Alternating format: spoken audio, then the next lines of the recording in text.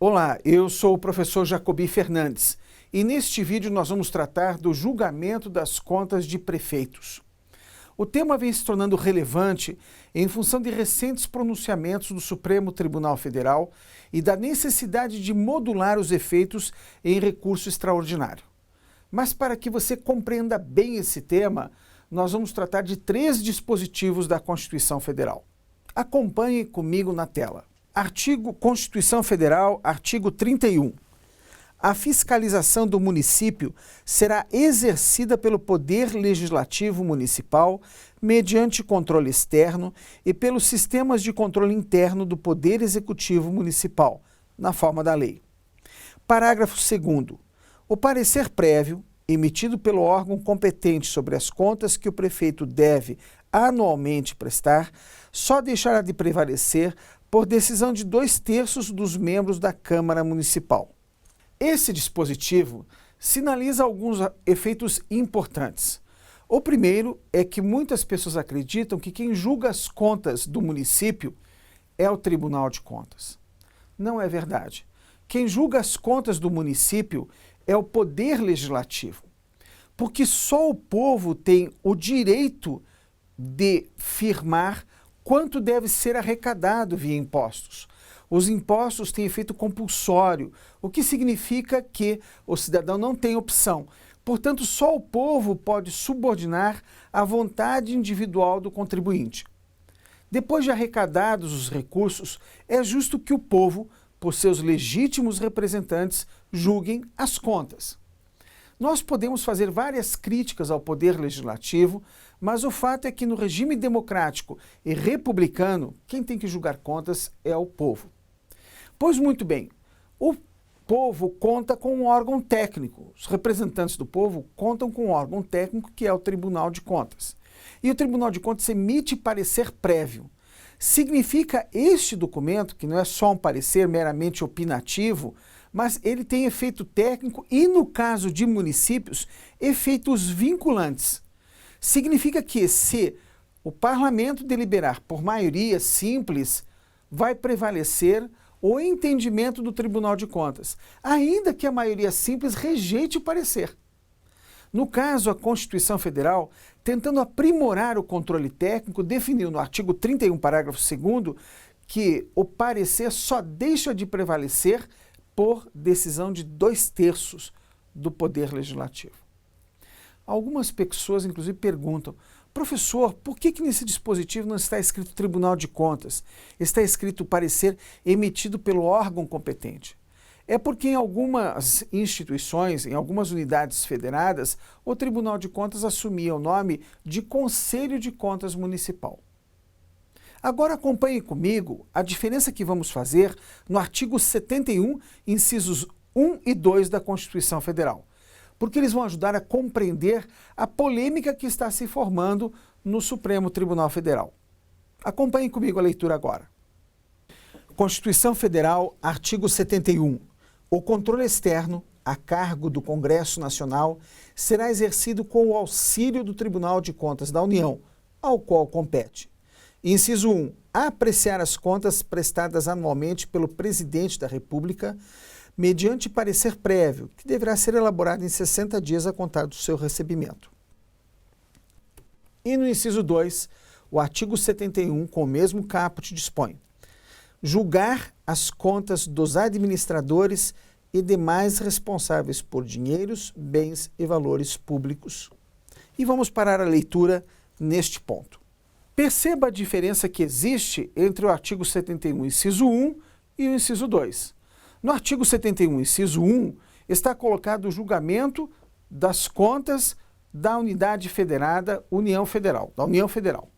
E lá o Tribunal de Contas da União emite parecer prévio, auxiliando o Congresso Nacional na tarefa de julgar as contas. No inciso 2, o Tribunal de Contas assume a condição de julgar, diferentemente do inciso 1, onde ele apenas emite o parecer prévio. No inciso 2, o Tribunal de Contas julga. O julgamento é definitivo, mas o Judiciário pode sim rever esse julgamento quando há violação às regras processuais de julgamento. aonde está se formando a polêmica? É que a mesma autoridade, o prefeito, ora atua como chefe do Poder Executivo e em alguns municípios também atua como ordenador de despesas. Como a Constituição Federal 71, inciso 1 e 2, é repetido em todas as constituições estaduais, quando o prefeito deixa de ser agente político e passa a ser ordenador de despesas, ele atrai a competência do Tribunal de Contas para julgá-lo. É esse o detalhe. Veja, o prefeito, quando pratica um crime, ele é julgado pelo Tribunal de Justiça, não é juiz de direito comum. Há situações em que ele atua como ordenador de despesas e ele desce do seu pedestal de prefeito para se igualar a todos os servidores. E essa distinção é histórica e tem sido feita no país há mais de 30 anos. O que veio a acontecer é que por sucessivos julgamentos, inclusive do Tribunal de Contas da União, que não quer fazer essa diferença, o Tribunal de Contas da União condena o prefeito. Condenava quando ele atuava como ordenador de despesas. Os tribunais de contas também condenavam quando atuava como ordenador de despesas. E se o prefeito quiser preservar a sua prerrogativa de só ser julgado pelo povo, pelos seus legítimos representantes, ele não pode praticar ato específico de ordenador de despesas. Por exemplo, ele aprova o orçamento, mas ele não emite nota de empenho. Quem emite é um servidor.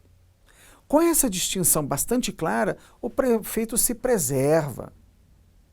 No dia a dia, porém, essa distinção vai ficando cada vez mais difícil e também o Tribunal de Contas tem dificuldade, muitas vezes, de fazer a diferença e acaba condenando o prefeito.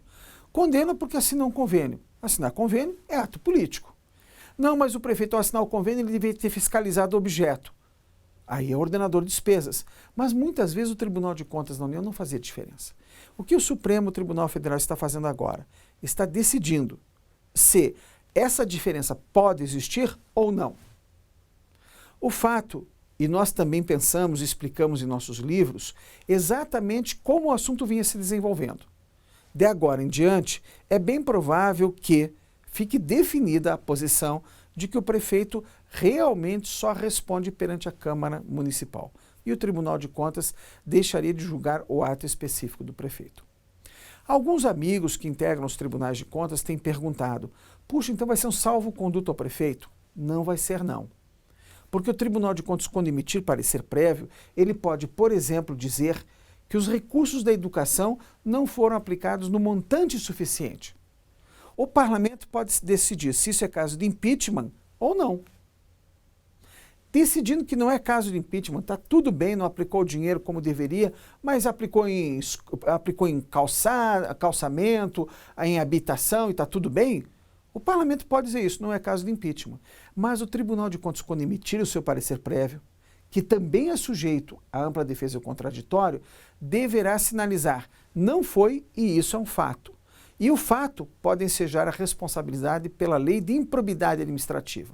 Encerrado o parecer prévio, ele vai encaminhar ao parlamento, cumprindo a sua função do julgamento de contas, e pode encaminhar também ao Ministério Público o parecer prévio para fim de instauração de outros processos na esfera civil, criminal e na própria responsabilidade administrativa. O tema ainda vai ser objeto de outras manifestações nossas aqui.